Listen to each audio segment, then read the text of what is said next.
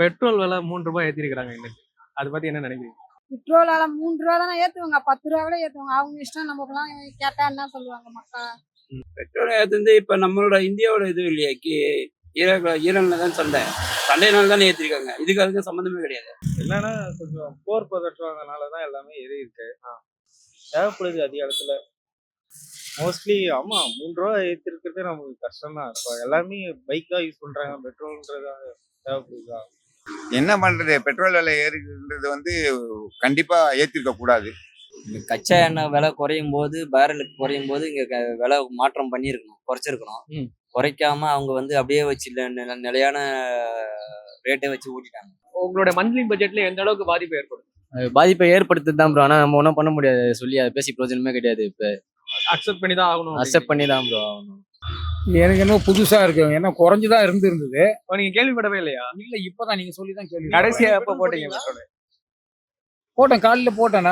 நான் எப்போ ₹100 அப்படித்தானே போடுவேன். ₹100 ₹90. ஏன்னா ₹100 போட்டா ₹10 பிடிக்கிறாங்க. ₹10 ஸ்பீடு வச்சிருப்பாங்க எல்லா பெட்ரோல் பங்க்லயும். அதால எப்போ ₹90 தான் போடுவேன் நானு. ஆமா, அதனால ரவுண்டா போடவே மாட்டேன் எப்போ. அதனால உங்களுக்கு ஏறினது தெரியல. உண்மையில தெரியல. இனிமேல் தான் நான் பார்க்கணும். ஆனா ரூ. 3 ஏத்திட்டாங்க லிட்டர். தெரியாது. இது பார்த்தீங்கன்னா ரொம்ப கஷ்டம் தானே. ஏன்னா டெய்லி அன்றாட வாயில பார்த்தீங்கன்னா வந்து ரொம்ப கஷ்டம். அது 2 வீலர் ஆகட்டும் சரி, ஆட்டோ ஆகட்டும் சரி, ரொம்ப கஷ்டம். ஏன்னா இப்போ வந்து விலைவாசி ஆகிட்டே போனால் வந்து ஆட்டோ டிரைவருக்கும் சரி, 2 வீலருக்கும் சரி, அதாவது மாத சம்பளம் வாங்கும்போது பிரச்சனை இல்லை. இது ஆட்டோ டிரைவர் வந்து அன்றாட காட்சி சரிங்களா. என்ன வருமானம் என்ன ஓட்டினா தான் வந்து அன்றாட காட்சி மாரி வருமானம் இல்லைன்னு சொல்லல. அப்படி சொல்ல ரொம்ப கஷ்டம் தான் இப்போ இருக்கிற சூழ்நிலைக்கு. கேஸ் கிடைக்கல, இது கிடைக்கலன்னா இது கேட்கவே முடியாது. கிடைக்கல, ஏத்திட்டாங்க. இது வாழ்வாதாரத்தை எப்படி பாதிக்குது? எங்களுக்கு வாழ்வாதாரம் பாதிக்கதான் செய்யுது, பாதிக்காம இல்ல, பாதிக்கதான் செய்யுது. அதனால வந்து இப்ப இவங்க கிட்ட ஃபைட் பண்ண முடியாதுல்ல. அது அங்க பெட்ரோல் வரல, அதனால ஏத்திருக்காங்க. இன்னும் ஏத்தந்துக்கே ஏத்தக்கூடாதுன்னு எவ்வளவு போராடினாங்க. இப்ப ரூ. 3 ஏத்திட்டாங்க உடனே. இப்ப இதுக்கு மேல என்ன சொல்லுவாங்க? எதுவும் சொல்ல மாட்டாங்க. நம்ம போய் கேட்டுட்டு தான் வரணும். இது எந்த மாதிரியான பிரச்சனைகள்லாம் ஏற்படுத்தும்னு நினைக்கிறீங்க? யாரை பாதிக்கும்? எங்களதான் மக்களை தான் பாதிக்கும். மக்களை தான் பாதிக்கும். பஸ்ஸுக்கு, இதுக்கு, வண்டிக்கு, ஆட்டோக்காருக்கு. இன்னைக்கு பெட்ரோல் ஏத்தந்துக்கே இன்னைக்கே ஆட்டோக்காரருக்கு ஏத்திட்டாங்க. இன்னைக்கே ஆட்டோக்காரருக்கு ஏத்திட்டாங்க. நம்ம ஏத்தலாம்னா, ஆனா கவர்மெண்ட் ஏத்தாதுங்க. அவங்க சூழ்நிலை பாத்தீங்கன்னா இப்ப நம்ம கேட்டீங்கன்னா என்ன சொல்லுவோம், நம்ம இருக்கிறது இப்ப இவ்வளவு கொடுங்க அவ்வளவு கொடுங்க நம்ம கேட்போம். ஆனா அவங்க என்ன பண்ணுவாங்க, அவன் இங்க இருக்கிறதுக்கு நாங்க இவ்வளவு கேக்குறீங்க கேட்பாங்க. இல்ல, ஏற்கனவே ஆட்டோ ஓட்டுறவங்க வந்து அதிகமா தான் காசு கேட்கறாங்க அப்படிங்கிற ஒரு குற்றச்சாட்டு இருக்கு. ஆமா, ஒரு சில வந்து இருக்கதான் சரி. அதுல வந்து இப்ப ஓலா ஊபர் ஓட்டலும் சரி, இல்லைன்னு சொல்ல எக்ஸ்ட்ரா வந்து இவ்வளவு கொடுங்க அவ்வளவு கொடுங்க கேக்குறாங்க தான் இல்லைன்னு சொல்ல. ஒரு சில பண்றது வந்து அது எல்லாருக்கும் இதுவா தான் இருக்கு, இல்லைன்னு சொல்லல. ஆனா வந்து இப்ப இருக்கிற விலைவாசி பாத்தீங்கன்னா வந்து அதெல்லாம் ஒன்றுட்டீங்களே அப்படின்னு பாத்தீங்கன்னா. ஏன்னா இப்ப இருக்கிறது பாத்தீங்கன்னா இப்ப வந்து ஒரு சாதா அரிசி விலையை எடுத்துக்கோங்க. இப்போ ஒரு கிலோ வந்து பாத்தீங்கன்னா வந்து 60-70 போதுங்க. இப்ப அந்த விஷயத்துல பாத்தீங்கன்னா இப்ப ஆட்டோ டிரைவர் பாத்தீங்கன்னா வந்து விலைவாசி ஒரு 10 வருஷத்துக்கு மேல ஆகுது. இப்போ மீட்டர் கட்டெல்லாம் ஏற்றி இப்போ விலைவாசி அதுவும் ஏத்தனா பரவாயில்ல, எங்களுக்கு ஏத்தனா இல்லை. ஏன்னா அது வந்து சாதாரண மக்கள், சாமானிய மக்களுக்கு கண்டிப்பா பெரிய ஒரு இம்பாக்டை கிரியேட் பண்ணும். இதனால விலைவாசி உயர்வு கண்டிப்பா இருக்கும். இந்த பெட்ரோல் விலையினால நிறைய விலைவாசி உயர்வு இருக்கும். இப்ப எலக்ட்ரிக் வண்டி வச்சிருக்கவங்களுக்கு ஓகே, பெட்ரோல் வண்டி தான் ஜாஸ்தி ஓடுது. 90% பெட்ரோல் வண்டி தான். அதனால ரொம்ப ரொம்ப கஷ்டம். இப்ப ஃபீல்டு ஒர்க் பண்றவங்களுக்கு கஷ்டம், வெளியில போறவங்களுக்கு கஷ்டம், எல்லாமே கஷ்டம். இப்ப எல்லாமே ஃபேர் ஏறும் இல்லையா, ஆட்டோ ஃபேர் ஏறும், உங்களுக்கு எல்லாமே ஏறும். அதனால இது கொஞ்சம் ரொம்ப ஒரு கடினமான முடிவு தான். இடையில அவங்க பண்ணது என்னன்னா டேக்ஸை மட்டும் கம்மி பண்ணியிருக்காங்க. அது டேக்ஸும் முழுமையா கம்மி பண்ணல, ஒரு ஆஃப் மைண்ட்ல தான் அவங்க பண்ணியிருக்காங்க. முழுசா வந்து நம்ம அந்த டேக்ஸ் கம்மி பண்ணியிருந்தாங்கன்னா நம்மளுக்கு இன்னும் கொஞ்சம் வரி குறைஞ்சிருக்கும், ரேட்டும் கம்மியா இருக்கும். கிட்டத்தட்ட எனக்கு தெரிஞ்சு ஒரு 6 வருஷமா இந்த கம்ஃபர்டபுள் ரேட்ல தான் ஓடிட்டு இருக்கு. ரேட் எந்த வித மாற்றமும் கிடையாது.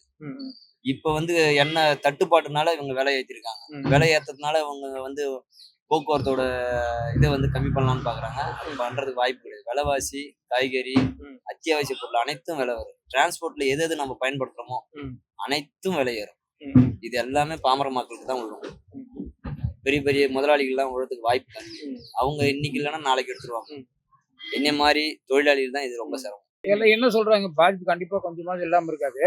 ஆனா வெளியூர்ல எல்லாம் அதிகமா ஏறிச்சுன்றாங்களே, இப்போ வெளிநாட்டுல எல்லாம் நம்மளதுல வந்து இவ்வளவு கிடையாது இல்ல. Okay. அவங்க அங்க விட இங்க கிடையாது. அங்க வந்து 400 ரூபாய் 500 ரூபாய்லாம் பெட்ரோல் இருக்குன்னு சொல்றாங்க. அங்க கம்பேர் பண்ணும்போது நம்ம ஊர் பரவாயில்ல. பரவாயில்ல, கண்டிப்பா பரவாயில்ல. ஆனா நம்ம ஊர்ல அதுவே அதிக காசு தானே. மக்கள் அதிக காசு தான். அப்படி சாதாரணமாவே பார்த்தா பஸ்ஸுக்கு தான் இங்கிருந்து நம்ம அதாவது தாம்பரத்துக்கு போறதுக்கு எங்க வடபழனில இருந்து போறதுக்கு 35 ரூபாய். அங்க இருந்து உரகுடம் போறதுக்கு வந்து 37 ரூபாய். அதே மாதிரி தானே இருக்கு. ஆமா இப்ப பெட்ரோல் இன்னும் ஏறி ட்ரெயின் இருக்கனால டிக்கெட் வந்து 5 ரூபாய். ஆனா பஸ் மட்டும் 35 ரூபாய் 40 ரூபாய் அப்படிதான். ஃப்ரீன்றாங்க. நீங்களே 60 வயசு. ஆனா அந்த 60 வயசுக்கு வந்து ஒரு இது கொடுக்குறாங்க, சீட்டு கொடுக்குறாங்க. அது போனா ஒரு மாசத்துக்கு 10 டிக்கெட் தராங்க. அது நம்ம யூஸ் பண்றோம். அது லேடிஸ்க்கு ஃப்ரீன்றாங்க. ஆனா அவங்க சில இடத்துல வந்து நிறுத்த மாட்டாங்க. அவங்க கோச்சிக்கிறாங்க. லேடிஸ் எல்லாம் ஃப்ரீயா தானே வரீங்கன்னு சொல்லி மூஞ்சிய காட்டுறாங்க. அது சில பேர் வந்து கொஞ்சம் இது பண்றாங்க. ஆனா எல்லா டிரைவரும் எல்லாம் இவங்களும் அப்படி சொல்றது இல்ல. ஒரு சிலர் தான். இப்போ என்னன்னா நீங்க வெளிநாட்டுல ஏத்திட்டாங்கன்னு சொல்றீங்க. ஆமா பட் ஆனா அங்க பெட்ரோல் விலை கம்மியா வாங்குறப்ப கம்மி பண்றாங்க. ஆமா ஆமா இங்க ஏறினது தான். இறங்குறதே கிடையாது. 150 ரூபாய் போயிடுச்சுன்னா ஆமா ஆமா இறங்குறதே கிடையாது. இறங்குறதே கிடையாது. ₹1 ஏறினாலும் ₹1 மேல இருந்துகிட்டே தான் இருக்கும். தங்க விலை மாதிரி தான். ஏறுறது மட்டும்தான். இறங்குறது இறங்கவே இறங்காது. அதுல கொஞ்சம் இறக்குவான், அதிகமா ஏற்றுக்குவான்.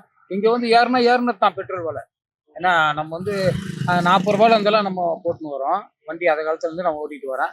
இப்போ இவ்வளவு ரேட் ஆனது இப்பதான். இல்ல இதுக்கு முன்னாடி பெட்ரோல் இந்த 3 ரூபாய் ஏறதுக்கு முன்னாடி அது லாபமா இருந்துச்சா உங்களுக்கு? அப்போ வந்து பெட்ரோல் வந்து எல்பிஜி ரெண்டுமே இருந்துச்சுண்ணா. இப்போ அப்போ வந்து என்ன சொல்றதுன்னா, இப்போ வந்து எல்பிஜி இருந்துச்சு, கேஸ் இருந்துச்சு. அப்போ வந்து கம்மியா இருந்தது, கிலோ வந்து கம்மியா இருந்தது. இப்போ வந்து அதுவும் வந்து விலைவாசி இருந்துச்சு. இப்போ பெட்ரோல் பார்த்தீங்கன்னா பெட்ரோல் தான் கம்மியா இருந்துச்சு. அதில் பார்த்தீங்கன்னா இப்போ அதுலயும் விலைவாசி இருந்துச்சு. ரெண்டும் பார்த்தீங்கன்னா வந்து வருமானம் அந்த அளவுக்கு இப்போ இல்லை. பெட்ரோல் விலை ஏறி போச்சு. காலையிலேயே சேர்ந்து போச்சு எங்களுக்குலாம். ஏன்னா நாங்க மார்க்கெட்டுக்கு போறோம்ல, அதனால காலையிலேயே ஆட்டோக்காரங்க சொல்லிட்டாங்க. காலையிலே ஏத்திட்டாங்க. இன்னைக்கு வழக்கத்தை விட இன்னைக்கு எக்ஸ்ட்ரா எவ்வளவு வாங்குறாங்க? எக்ஸ்ட்ரா 5 ரூபாய் வாங்கினாங்க. இன்னைக்கு பூ விலையே ஏறிதான் போச்சு. பூ விலை மல்லி சீசன் தான் சொல்லலாமே வேண்டி பூ விலை குறையல. அவங்க இஷ்டம்தான். ஒரு நாள் கிழமை வரக்கூடாது, ஒண்ணுமே இல்லை. நாளைக்கு அம்மாசிக்கு என்ன ஆகுது, அவ்வளோ விலை போடுறேன். 180 200 இப்படி சேரும். 300 கிராமு 300 கிராமே 200 ரூபா போடுறேன். காலைல ஆட்டோக்காரங்கிட்ட நாங்கள் சண்டை போட்டுன்னு போனோம். 25 ரூபா கொடுப்போம். நஷ்டப்பட்டு மார்க்கெட்டுக்கு போகிறதுக்கு 25 ரூபா கொடுப்போம். பெட்ரோல் விலை ஏறி போச்சு, 30 ரூபா கொடுத்தா தான் அப்படின்னாங்க. வேற வழி இல்லையே, என்ன பண்ணுறது? போய் தானே அவனை. பஸ்ஸும் வர மாட்டேங்குது. ஃப்ரீ பஸ்ஸுன்னு சொல்கிறாங்களே கேண்டி, பஸ் அங்கே வருது. எவ்வளோ நேரம் காத்து நடக்குது? அது காத்துங்கன்னா நாங்கள் வியாபாரமே பண்ண முடியாது. அதனால போய் தான் 30 ரூபா கொடுத்துட்டு தான் போனோம். 10 பேர் போனோம். எல்லாரும் தான் கேள்வி கேட்டோம். அவங்க சொல்றது நான் பெட்ரோலை ஏறி போச்சுன்னா என்ன பண்ணுங்க? அது வேற 4 கிலோமீட்டர் வேற சுத்தின்னு வேற போறாங்க அப்படின்றாங்க. அப்ப என்ன பண்ண முடியும்? இதுதான் ஆகணும். இல்லைங்க, அதே தான் சொல்றேன். இப்போ எரிபொருள் காத்துக்காக ஏத்தாங்கன்னா திருப்பி எரிபொருள் வந்து சாமானிய நிலைக்கு வரும்போது அது இறக்க மாட்டேன்றாங்களே. ஸோ அந்த மாதிரி இருக்கும்போது நீங்க ஏத்திட்டே தானே போறாங்க. இப்ப தங்க விலை எடுத்துக்கோங்க. தங்க விலை எவ்வளவு இருந்தது, இப்ப எவ்வளவு இருக்கு? எப்படி சாமானிய மக்கள் எப்படி வந்து ரன் பண்ண முடியும் ஃபேமிலியை சொல்லுங்க? நாங்கெல்லாம் வந்து ஃபீல்டில் இருக்கிற ஆளு, ஃபீல்டுக்கு போற ஆளு. இந்த மாதிரி இருக்கும்போது நாங்கெல்லாம் எப்படி வந்து சர்வை பண்றது? இப்ப இந்த பிரச்சனையை வேற விலை ஏத்தாம வேற எப்படி கையாளலாம் கவர்மெண்ட் அப்படின்னு சொல்லி நீங்க நினைக்கிறீங்க? இது வந்து இப்போ அவங்களுக்கு நிறைய வருமானங்கள் இருக்குங்க. பெட்ரோல் ஏற்றி தான் வருமானம் வரணும்னு கிடையாது. இது வந்து பெட்ரோல் எண்ணெய் நிறுவனங்கள் தான் ஏற்றிருக்கு இந்த விலையை. இந்த எண்ணெய் நிறுவனங்களுக்கு அவங்க சொல்லி இந்த மாதிரி இதை வந்து இப்போ தடுத்துருக்கலாம், கண்டிப்பா தடுக்கலாம். ரெண்டாவது அவங்களுக்கு தான் நிறைய வருமானங்கள் இருக்கு. இது தவிர அவங்களுக்கு அவுட் ஆஃப் சோர்ஸ் நிறைய இருக்குல்ல. இன்கம் சோர்சஸ் வந்து அவங்களுக்கு ஐடென்டிக்கலும் இருக்கு, அன்ஐடென்டிக்கலும் இருக்கு. இப்போ டைரக்ட் டாக்ஸஸ் எவ்வளோ டேக்ஸ் பண்ணாங்க. இப்போ ஜிஎஸ்டி நீங்கள் எடுத்துக்கோங்க. ஜிஎஸ்டி கிட்டத்தட்ட அவங்களுடைய வருமானம், ஜிஎஸ்டியோட வருமானமே பார்த்தீங்கன்னா ஒரு குறைஞ்சது ஒரு 10 லட்சம் கோடி. ஸோ அந்த மாதிரி இருக்கும்போது இதெல்லாம் வந்து ஒன்றுமே இல்லையா? இந்த ஃபண்டெல்லாம் ஒன்றுமே இல்லையா? இப்போ இன்ஃப்ராஸ்ட்ரக்சர் டெவலப்மெண்ட்லேயும் வந்து நீங்கள் ஃபண்டை நீங்கள் யூஸ் பண்ணீங்களா? இல்லை. அப்படி இருக்கும்போது நீங்கள் பெட்ரோல் விலை உயர்வு வந்து கடினமான ஒரு முடிவு. ரெண்டாவது விலைவாசி கண்டிப்பாக உயரும்.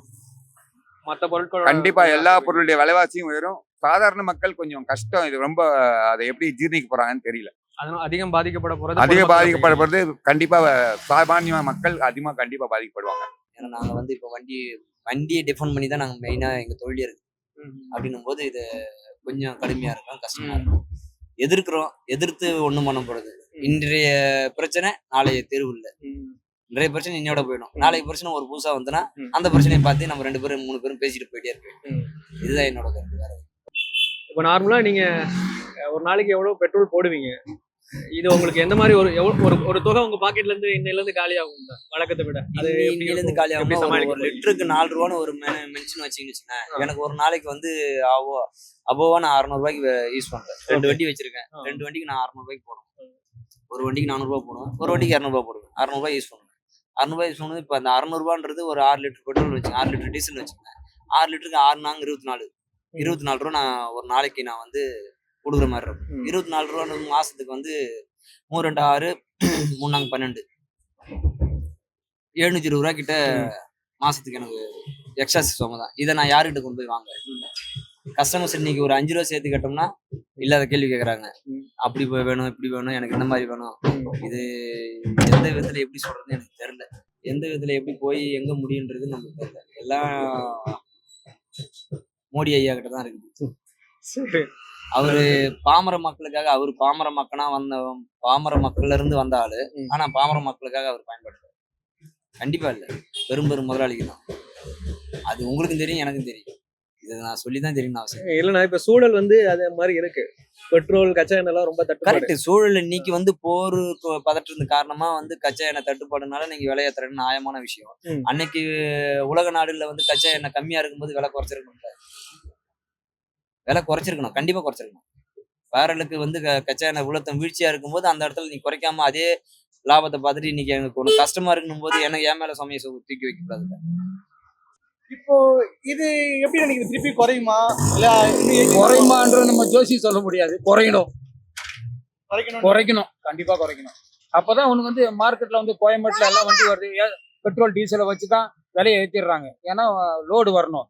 கேட்டா பெட்ரோல் இல்லைன்னுவான், டீசல் இல்லைன்னுவான். அதனால என்ன ஆகுது, அவன் வர்ற ஒரு லோடை வச்சு மறுநாள் வச்சிருந்து என்ன பண்ண ரேட்டை ஏற்றிடுறான். காய்கறி எல்லாமே, பூலேருந்து காய்கறிலேருந்து அரிசி பருப்பு எல்லாமே வர்ற லோடு எல்லாம் காரணம் என்னன்னாக்கா அந்த பெட்ரோல் விலையை வச்சுதான், டீசல் விலையை வச்சுதான் ரேட்டை ஏற்றிடுவாங்க. ஏன்னா அவன் குடோன்ல கொண்டு போய் ஸ்டாக் பண்ணல வச்சுட்டு இறக்குற ஏற்றுக்கூலியெல்லாம் அதில் சேர்த்துருவான். எல்லாமே அந்த பெட்ரோல் வச்சு ஏற்றி விடுவான். எல்லா வேலையும் ஏறிடும், கண்டிப்பா ஏறிடும். பெட்ரோல் டீசல் ஏறிச்சுன்னா எல்லா வேலையும் ஏற்றுவாங்க. யாருக்கு பாதிக்கும் நினைக்கிறீங்க? சாதாரண எங்களை மாதிரி மக்களுக்கு தான் பாதிக்கும். வசதியா இருக்கவங்களுக்கு தேவையில்லைல்ல. வசதியா இருங்க அதெல்லாம் ஒரு அனாவசியமா தெரியும். எங்களை மாதிரி நடுத்தர மக்களுக்கு ராமிசா ரொம்ப கஷ்டமா தான் இருக்கும். 3 ரூபான்றது பெரிய விஷயம் தான். நீங்க ஒரு நாளைக்கு எவ்வளவு பெட்ரோல் போடுவீங்க சுமாரா? மாசம் எவ்வளவு? ஒரு நாள் இல்ல, ஒரு நாளைக்கு கிட்டத்தட்ட 400 ரூபாய் 500 ரூபாய் போடுவோம். 400 500 ரூபாய் கண்டிப்பா போடுவோம். வண்டி சுத்திட்டே பசங்க டியூஷன் கிட்டுன்னு போய், இன்னைக்கு இந்த லீவு நேரத்துல அவ்வளவா இருக்காது. 6 பசங்க டியூஷன் கிட்டுன்னு போகணும், இட்டுன்னு வரணும், மறுபடியும் ஸ்கூல் கிட்டுன்னு போகணும். அப்புறம் என்னோட மருமகள் ஆபீஸ் கிட்டுன்னு போகணும், அங்கிருந்து ஆபீஸ்ல இருந்து இட்டுன்னு வரணும். நான் ஸ்டண்ட் மேன், நான் சினிமாவுக்கு ஆமா இட்டுன்னு போய் இட்டுன்னு வரணும். நான் ஏன் இடத்துக்கு போகணும், நான் ஸ்ரீபெரும்புத்தூர் போகணும், பைக்ல போகணும், வரணும். போயிட்டு வரேன். சில நேரத்தில் காசு பெட்ரோல் போட வசதி இல்லைன்னா டக்குன்னு அந்த டோக்கன் எடுத்துன்னு போயிடுவான். 60 ரூபாய் இது இருக்குல்ல, அந்த சலுகை எனக்கு இருக்கு, அதை யூஸ் பண்றேன். அது எந்த கவர்மெண்ட் வந்தாலும் மாற்ற மாட்டாங்க ஒரு நம்பிக்கையோட இருக்கிறேன். இல்ல அது ஹார்மோன்ஸ் நீர்மனையில அவன் வந்து நம்ம கப்பல் மட்டும் விடுறேன்னு சொன்னான். அப்போ யூஎஸ் வந்து மறுபடியும் தடுத்து எல்லா கப்பலையும் இது பண்ண, யூஎஸ் மறுபடியும் அதில் இண்டப்ட் ஆனதால தான் இப்போ வந்து இவ்வளவு தூரம் எல்லா கப்பலையும் நிறுத்தி இப்போ எல்லாருக்குமே மற்ற கண்ட்ரீஸ்க்கு வந்து இந்த விலை ஒரு பெரிய விஷயமா இருக்காது.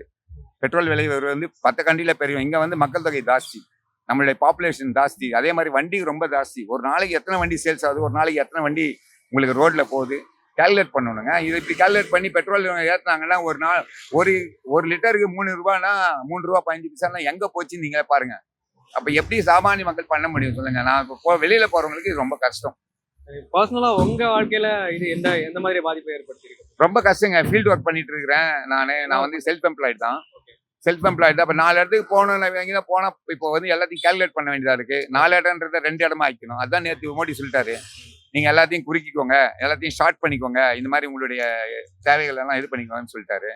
அவரு சொல்லும் போதே தெரியல நமக்கு ஐடென்டிக்கல். இன்னைக்கு விலையை ஏற்றுறாங்க. இந்த மாதிரி எல்லா விலையும் ஏறும். பெட்ரோல் விலை உயர்வுனாலே விலைவாசி உயர்வு கண்டிப்பா இருக்குங்க, 100% இருக்கும். இது வந்து தவிர்க்க முடியாது. இதை கண்டிப்பா மத்திய அரசு இதில் வந்து கண்டிப்பா இதை வந்து ஒரு கன்சிடர் பண்ணி இதை இது பண்ணணும்ன்ற என்னுடைய வேண்டுகோள்.